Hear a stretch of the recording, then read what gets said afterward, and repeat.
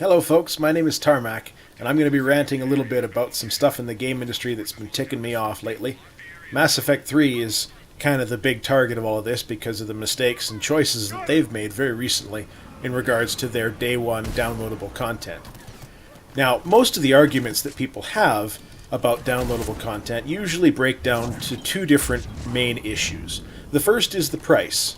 People have a problem with the amount of money that they're charging for these different pieces of content. And the second has to do with the retail version of the game feeling like it's not complete. You didn't get everything that you should have gotten because they were focusing on getting some of this DLC ready for you, ready on release, or ready very, very shortly thereafter.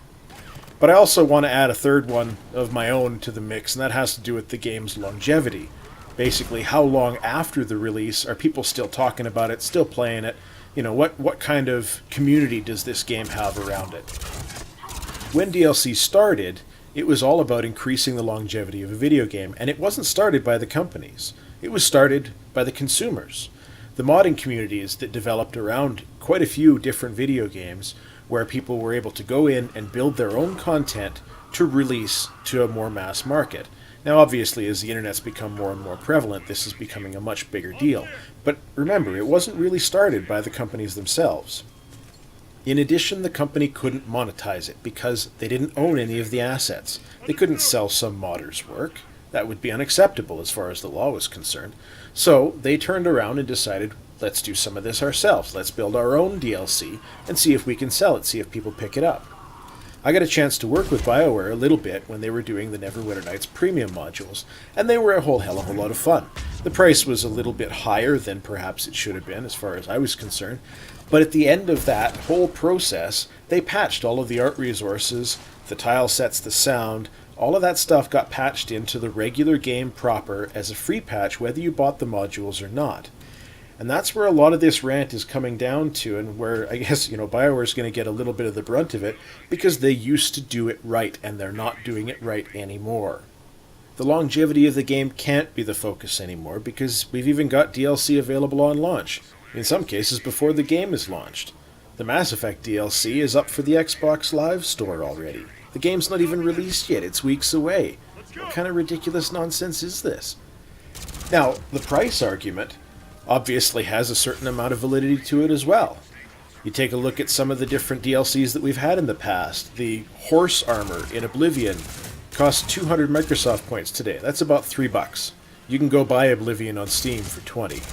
Horse armor for $3 when the game's 20? People are still buying the damn stuff. I have no explanation for that. It's just stupid. Then you've got World of Warcraft. $25 for a cosmetically appealing mount. That's $10 more than the monthly subscription price. Assassin's Creed Revelations, they just released DLC called Lost Archive. It's going to cost you $10. You buy the game on Steam for $25. Is it really worth almost half the price of the game for a DLC that's not going to last anywhere near as long as the game? The prices are way out of proportion. They're not anywhere near where they should be as far as what the game price is going to be. Mass Effect 3, it's got the same problem. From Ashes, it's $10. The original game is $60. Do you really think that the DLC is going to be a sixth of the game as far as the time and the content and all of that went into it and the enjoyment you're going to derive from it? I doubt it. I guess it's possible, but I really doubt it. And from what I've been reading, Microsoft doesn't even allow free content. Epic was forced to charge for Gears of War DLC that they wanted to give away for free. They were hoping for that loyalty angle from the consumers. They couldn't get it because Microsoft said, nope, you're going to have to charge some points for it.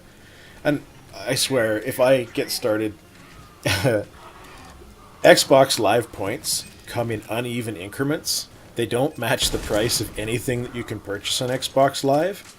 And the more that I think about this, the more that it's just going to give me an aneurysm, I swear, because I guarantee everybody that's got an Xbox Live account has a couple of those stupid Microsoft points sitting there. It's basically a free loan to Microsoft.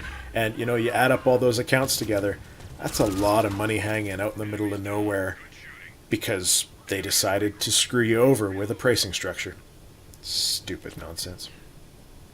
The only thing that I've seen that really gives me hope as far as DLC goes has been Rock Band. I know it seems silly because it really falls in line with the pricing angle. The prices of the songs, it's overpriced. If you can buy the actual song for $1 on iTunes, you should be able to buy the song in Rock Band for $1. It shouldn't be more expensive. That doesn't make any sense. But what they've done is they've taken a game that was released in 2007. That game, any DLC that you got for that game, works in the next game. It works in the game after that. So any DLC you've gotten throughout that whole period of time, you can play on the current gen game. So I'm curious why other companies don't do this. I mean, obviously it's only going to work in games that have sequels, but if you buy a DLC for, I'm going to come right back to it, Mass Effect 1 or Mass Effect 2, why can't we carry over weapons and armor skins, things that are cosmetic? I mean, obviously missions aren't going to work because it's a whole different game engine. They'd have to reprogram it from scratch. But a little bit of artistic update, and all of those people that bought DLC for a previous game would get something nice and new for free. They can keep it up for sale so that anybody that didn't buy it the first round, they can buy it now. But again, it's a big loyalty builder. It's something that makes that DLC feel like it has value. Because you know you can't resell it. You can go ahead and sell that copy that you want to, take it down to GameStop, get rid of it if you want to, but your DLC stays with your account. You can't sell your account. That's part of the way this stuff works, and it's really unfortunate. It comes right back to that game ownership issue that's been brooding in my mind a little bit lately. And lastly, as a consumer, it really does leave you with the feeling that the game that you bought isn't complete. I mean, I understand that game studios aren't that simple. It's not just a matter of they're looking at their content and they're going to cut out a great big chunk so that they can sell it to you later. They're not assholes, right? These people genuinely love making games. They genuinely love building this sort of stuff. They're going to have entire teams that are dedicated to all sorts of different projects. They're going to have a couple of people that maybe get pulled off of development towards the end when they're nearing a gold release because you don't need the entire team there. You don't need the artists. You don't need all of the programmers. You probably don't need the sound guys, right? Art, assets, sound, storyline, all of that stuff is locked in long before the game goes gold. There's nothing they can change, so they go on to work on other things. I'd estimate that you're looking at between 3 and 6 months for any major DLC release, from concept until it's ready to be put out there to the public. Probably a rough estimate, maybe some things take longer than that, I don't really know. But it's logical from the business standpoint. They've put resources into it. They had a team that wasn't otherwise working on the game. They've created something new. Let's sell it, that's great. I understand that. But they're not looking at it from the consumer perspective. They're not looking at it from the people that are going to be buying this game. When you go and you buy something in a retail store, and somebody asks you, are you going to get that DLC? Or somebody suggests that you buy it. They tell you that, you know what, this game's better if you get all of the stuff that comes along with it. Well, as a consumer, it kind of makes you look at it and say, well, why the hell are you selling the shitty version then? If the better version is with everything, why would there be a lesser version? You feel cheated. And that's just bad for business. It makes your customers look at you as though you're screwing them out of something. That was something that should have been in the game because it was there on release. Really, what should happen, the DLC should be coming out right about the time that a good portion of the people are finishing the game.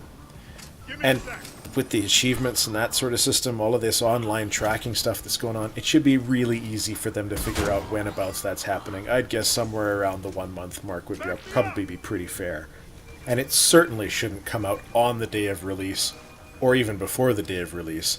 Really, that's just arrogance. I mean, it's the same thing as companies taking pre-orders on stuff. They're trying to get your money before you can even get the product. Of course they're going to do that. That's why Microsoft let the DLC go early. They wanted to see how many people were going to pony up the money before they could even play the damn game. And really, that's just a load of garbage. It should be used to push the longevity of a game, give people a reason to talk about it long after it's out. The content that you get should be proportional in price to what the game is for what the consumer's going to get. It shouldn't be a sixth of the cost of the game if you're not going to get a sixth of the time or enjoyment out of the DLC. And I'm really starting to wonder, at what point do we get to where a retail release is a loss leader for the DLC?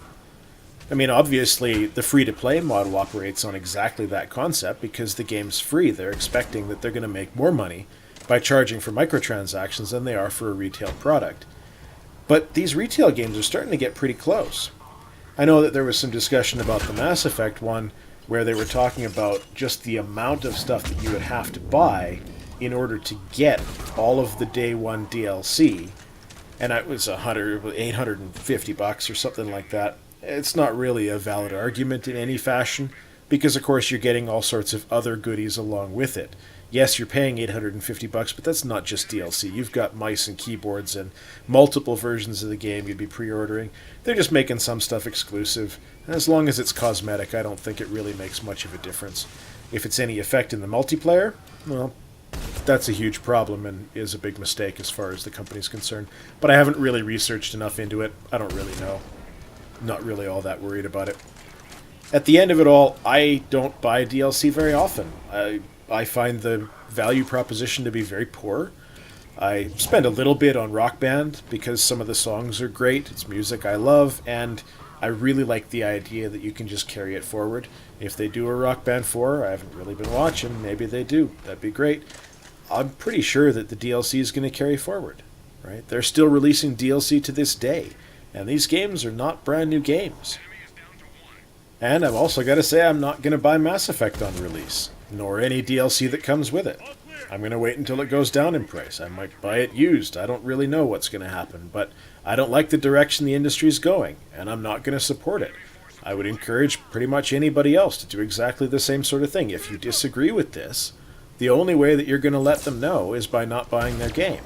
That doesn't include pirating it, because that's just a load of shit. But buying it used is valid. Buying it later on when they come out with a cheaper version or when it goes on a nice shiny Steam sale, hopefully it makes it to Steam, that's all valid stuff.